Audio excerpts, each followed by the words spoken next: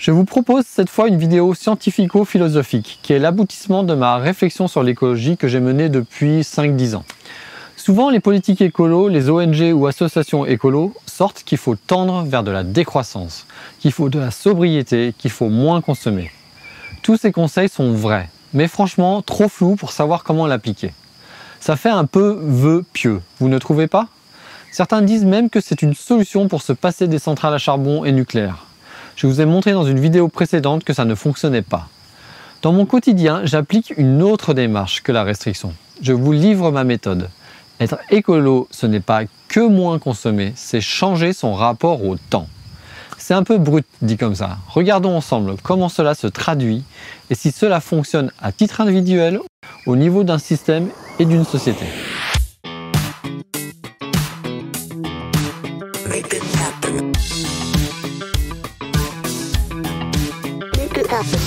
Je vais vous raconter comment cette idée a émergé dans ma tête. C'est grâce à lui, mon four solaire. Je l'utilise énormément, même quand il ne fait pas grand soleil et même en hiver. Bien qu'il puisse monter à plus de 200 degrés en été, souvent, le reste de l'année, c'est une cuisson qu'on va appeler lente. L'impact de ce four sur ma vie a été énorme.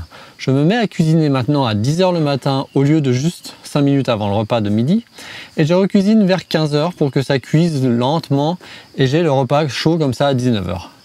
Parfois, si je vois que le lendemain je vais avoir un jour de pluie, eh bien je vais avancer d'une journée ma cuisson de mon pain et de mes gâteaux. Donc je vais décaler des projets d'un jour. Concrètement, est-ce que j'ai diminué mon niveau de vie? Non, mais j'ai juste changé mon rapport au temps. Et je cuisine maintenant en dégageant 0 g de CO2. Un autre exemple qui a renforcé ma conviction. J'ai mon eau chaude qui est chauffée par des panneaux solaires thermiques. Quand je n'ai pas assez de soleil, il y a une résistance électrique qui se met en route. J'ai décidé de ne pas brancher cette résistance. Conséquence, quand il n'y a pas de soleil, l'eau n'est pas très chaude. Eh bien, qu'est-ce que ça m'a appris? À prendre une douche quand il y a eu du soleil, et aussi d'être prêt à décaler la douche du matin au soir, ou d'un jour ou deux, s'il le faut. Et le reste du temps, le gant de toilette pour les aisselles et les parties intimes, c'est largement suffisant. Est-ce que mon niveau de vie s'est écroulé? Non, pas vraiment. J'adapte mes douches à la météo. J'ai accepté de changer là aussi mon rapport au temps, qui est la météo, et au temps.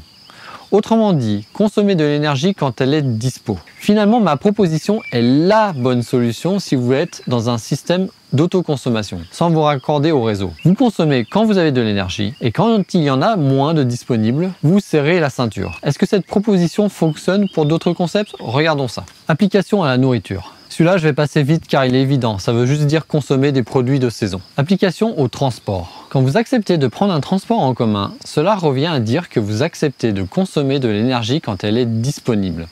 Donc de changer votre rapport au temps. Peut-être que vous n'allez pas faire votre déplacement quand vous souhaitez, mais à une heure fixe imposée par le bus, le train ou le blablacar. Vous mettrez sûrement plus de temps, mais vous pouvez mettre à profit ce moment-là pour faire plein d'autres choses. Moi perso, j'en profite pour lire et préparer mes vidéos. Donc au final, quand vous acceptez de prendre un transport en commun ou le train au lieu de l'avion, vous changez également votre rapport au temps. Application à l'électricité. Regardons maintenant si à l'échelle d'un réseau électrique, ma proposition fonctionne. D'abord au temps court. Voici une journée type de consommation en France. Expliquons un peu cette courbe. C'est dû au fait que Cécile et Ludovic dorment dans leur lit. Il fait 17 degrés dans la pièce. Pour ne pas avoir froid le matin, leur chauffage se met en route et monte la température à 21 degrés. Ils se réveillent le matin à 6 h 30, allument la lumière, prennent leur douche, lancent la machine à café, sortent le beurre et le lait du frigo. Utilisent la plaque d'induction pour faire chauffer le lait pour Prune, la petite fille de la famille. Et utilisent le grille-pain car Gontran, leur fils, aime les tartines grillées. Vous voyez ça, c'est la croissance de demande d'électricité du matin. Après, ce sont les usines, les entreprises et les magasins qui ouvrent. Le soir, Ludovic rentre à la maison et commence à faire les devoirs avec les enfants. Si c'est l'hiver, il va mettre un coup de chauffage pour avoir chaud. Ludovic se met ensuite à cuisiner et ils mangent tous ensemble à 19 h en regardant la télévision. Ça, c'est le pic de consommation du soir en électricité. Est-ce gênant d'un point de vue de la capacité du réseau à fournir la demande? Si nous avons plein d'usines pilotables, du nucléaire en France, du charbon en Allemagne, la plupart du temps, non. Est-ce gênant si vous avez plein d'énergie intermittente type éolien et solaire? Assez souvent, oui. Car au pic du matin et au pic du soir, il n'y a pas de soleil. Donc ça va reposer tout sur l'éolien. Et s'il n'y a pas de vent, eh ben, on doit faire appel aux steppes, aux barrages et aux usines pilotables, le nucléaire, le gaz, la biomasse, le charbon. Pour pallier ce problème, nous les écolos, on va leur dire consommer moins. moins d'électricité. Mais comment? Vous comprenez bien que ces deux pics de consommation du matin et du soir, ils seront toujours là dans le mode de vie que nous avons. Regardons maintenant l'impact de ma solution. EDF mène un combat depuis plus de 60 ans pour lisser au maximum cette courbe pour qu'elle soit la plus plate possible, avec pas mal de succès d'ailleurs. Regardez l'évolution de la courbe de consommation au cours des années. La courbe verte représente la demande en 1959, la orange en 1965, la violette en 1975. La rouge en 1994 et la noire en 2007. On voit qu'il y a bien un pic de conso le matin et le soir. On constate que ces deux pics ont nettement diminué en amplitude car on a réussi à lisser la demande. Amusant de noter que les Français avaient le pic du soir à 18 h dans les années 60, alors que maintenant c'est 19 h. Le succès de la diminution de ces deux pics est dû à plusieurs facteurs, dont le fameux heure creuse, heure pleine que vous connaissez tous. Il y a également le déploiement du ballon d'eau chaude qui est un excellent moyen aussi de stocker de l'énergie sous forme de chaleur, en essayant de ne pas la chauffer au moment de ses pics. Grâce au prix heure pleine, heure creuse et au ballon d'eau chaude électrique, ça permet d'économiser l'équivalent des émissions de CO2 de plus de 300 000 voitures. Cette méthode est donc super efficace pour un système électrique fortement pilotable, afin de ne pas trop surdimensionner le système de production. C'est une méthode efficace pour le temps court, c'est-à-dire à la journée. Pour gérer la différence de puissance nécessaire sur le temps long, EDF avait sorti un tarif bleu-blanc-rouge qui s'appelle Tempo maintenant. Le tarif des jours bleus est inférieur au tarif réglementé heure pleine, heure creuse normal. Le tarif des jours blancs est à peu près identique et le tarif rouge est beaucoup plus élevé, surtout aux heures pleines.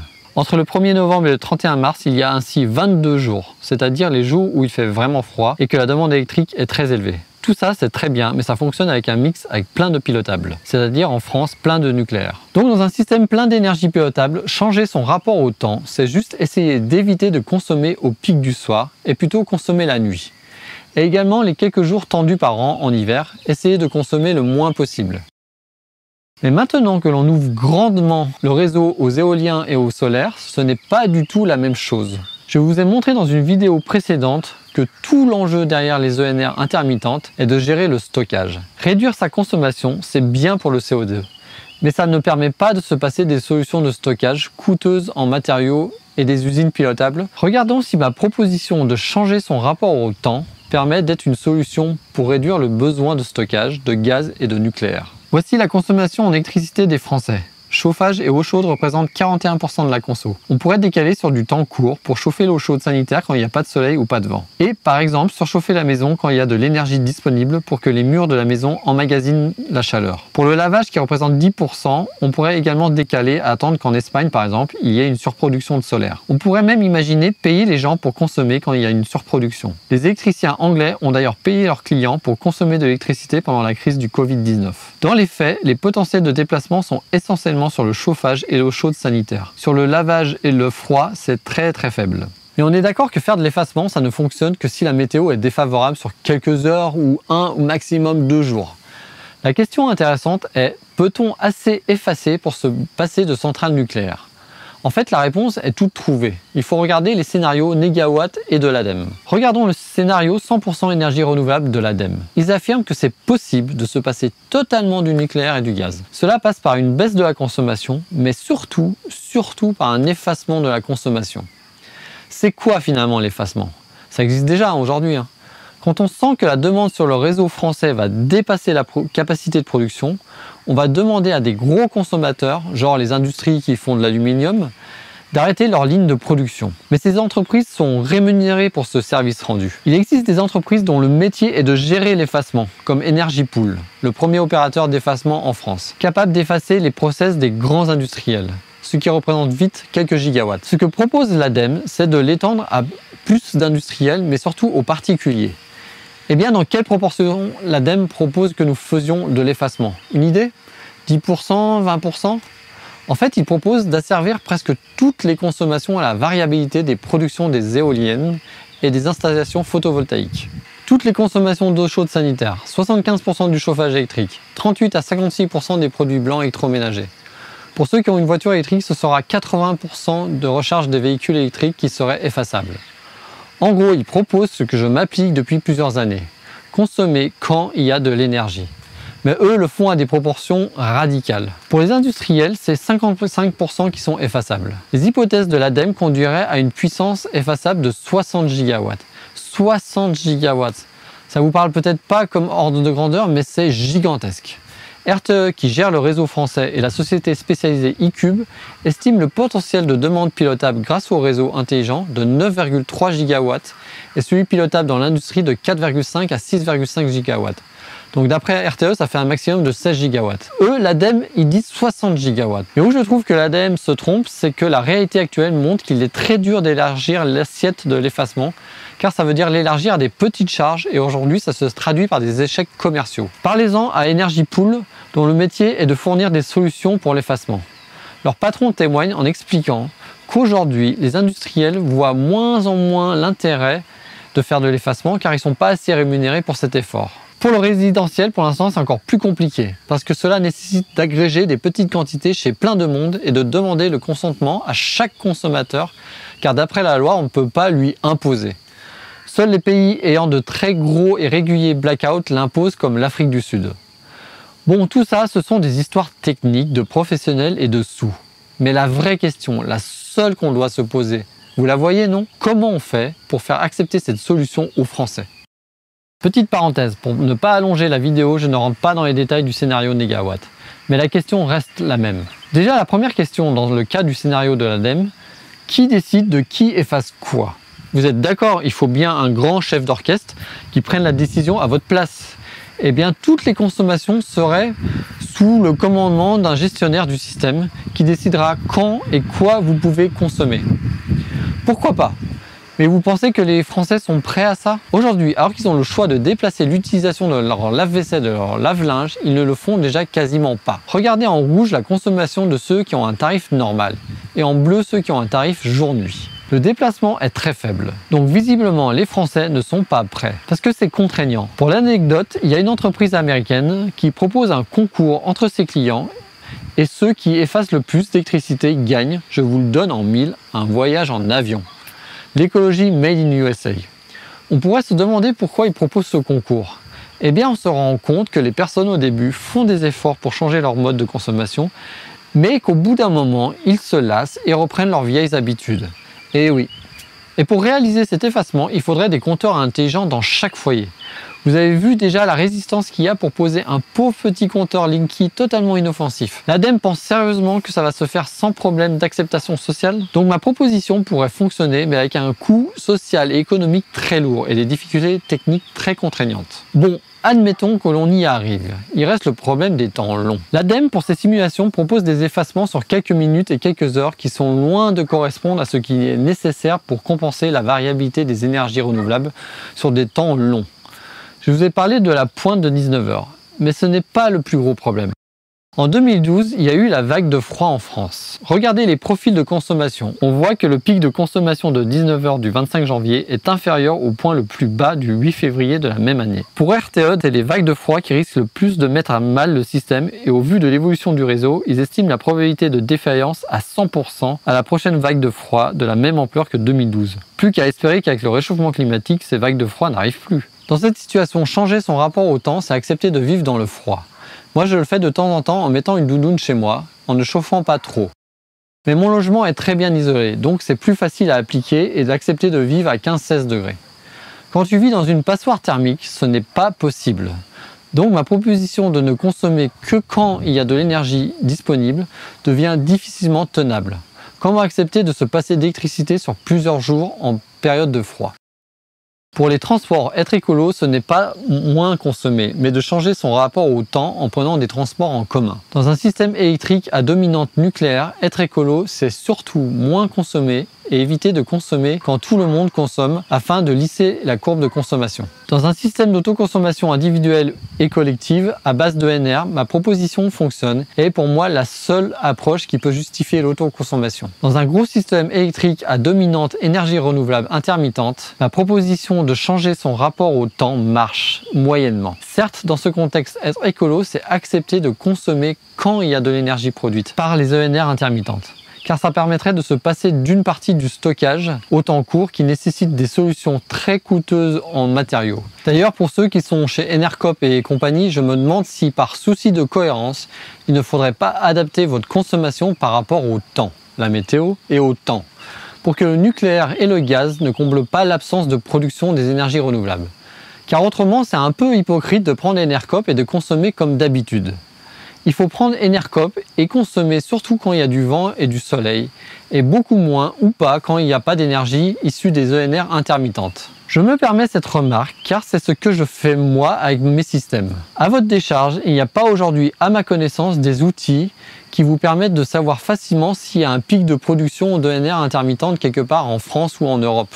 Et pour les antinucléaires et qui croient au miracle du stockage. Même l'ADEME n'y croit pas et pense qu'il faut passer par un effacement massif de 60 gigawatts. Donc sont-ils prêts à faire comme moi, cuisiner au four solaire, décaler leur machine à laver le linge et la vaisselle selon la météo, prendre des douches que quand il y a eu du soleil et se laver aux gants de toilette le reste du temps à l'eau froide quand il n'y a pas eu de soleil, à accepter de vivre entre 16 et 18 degrés l'hiver? Moi je le fais, et vous? Mais bon, on a vu que ma proposition ne fonctionne pas pour les hivers car la quantité qu'il faudrait effacer en cas de période de grand froid n'est socialement pas acceptable. Et on aura toujours besoin de centrales pilotables. Moins en faisant ces efforts, mais toujours une bonne quantité. Ma proposition de consommer quand il y a de l'énergie disponible ne fonctionne pas non plus pour les entreprises. C'est les mettre en danger économiquement de les astreindre à ce point de consommer que quand il y a du soleil et du vent. Certains process ne peuvent pas être arrêtés comme ça à la demande. On ne peut pas mettre au chômage technique toute une usine car il n'y a pas de vent pendant 2 semaines. Pour ces deux dernières raisons, parce que dans une démocratie, socialement, ça me paraît bien compliqué d'imposer un tel effacement. Et 2, à cause du danger économique pour nos industriels. Pour ces 2 raisons, je ne suis pas anti-nucléaire. Oui, je ne suis pas anti-nucléaire, car je refuse d'imposer mon mode de vie à l'ensemble de la société. Je dois reconnaître qu'on est bien obligé de faire avec. Il me semble que le risque nucléaire perçu est socialement plus acceptable que les contraintes de l'ADEME et de Negawatt. Le manque de prise en compte sociale est d'ailleurs ce que je reproche à l'ADEME et à Negawatt. C'est d'avoir un objectif dans leur scénario et de coller de force les hypothèses socialement difficilement acceptables qui permet ensuite de dire « Eh bien regardez, c'est possible de sortir du nucléaire en mettant des éoliennes et des panneaux solaires de partout ». Et vous avez ensuite la majorité des écolos et des associations qui vont vous sortir ces 2 scénarios comme étant des bibles sans jamais, allez, un 3e, jamais évoquer les hypothèses. Mais bon, on pourrait se dire que les contraintes sociales, on s'en fout car le réchauffement climatique est si important qu'il faut passer en force. Car le scénario 100% ENR de l'ADEME est une solution. Eh bien, même pas. Les ingénieurs et physiciens Dominique Grand, Christian Lebrun et Roland Vidil ont analysé l'étude de l'ADEME et ont conclu que le scénario 100% renouvelable émet des gaz à effet de serre dans une proportion égale au mix actuel, en première approximation. Ça fait donc beaucoup de sacrifices pour juste sortir du nucléaire sans avoir de gain climatique, non? Par contre, je souhaite rajouter que je ne jette pas ces scénarios prospectifs à la poubelle. Le 100% ENR de l'ADEME, à force de s'être fait taper dessus, ils ont reconnu que ce n'est qu'un scénario prospectif.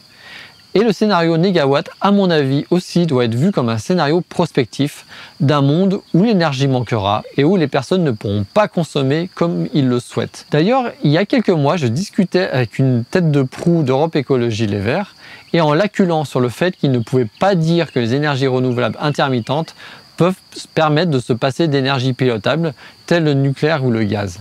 Cet homme politique, un peu agacé, me lâche « Oui, mais le problème, c'est qu'on garde ces énergies pilotables. » Ce qu'il voulait dire par là, c'est que la société devrait apprendre à se passer des énergies pilotables. Eh bien voilà, ça, je suis prêt à l'entendre, bien que ce ne serait pas mon choix. Mais dans ce cas, parlons de ça. Inventons une société où on se passe d'énergie pilotable. Adaptons le temps de travail pour que l'on ne consomme pas tous au même moment, ou seulement quand il y a de l'énergie. Ce qui voudrait dire travailler beaucoup l'été et moins l'hiver. Ce qui voudrait dire accepter que notre société s'écroule économiquement par rapport à nos voisins s'ils ne font pas la même chose que nous. Et comment on fait pour que le train et le tram fonctionnent quand il ne fait pas beau? Comment on fait pour que l'hôpital ait de l'énergie pour soigner les malades tout le temps? Comment on fait pour cuisiner, etc.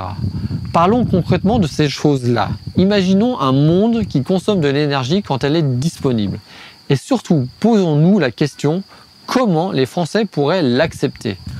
En attendant que ce soit résolu, gardons des centrales électriques pilotables, ça risque d'être bien utile. Allez, merci pour votre temps de cerveau disponible et si vous voulez vraiment être écolo, essayez mon approche philosophique en changeant votre approche du temps. c'est-à-dire de consommer quand il y a de l'énergie disponible et d'adapter votre vie autour de ça. Dites-moi ce que vous en pensez et n'hésitez pas à partager cette vidéo et ce conseil. Arvi pas.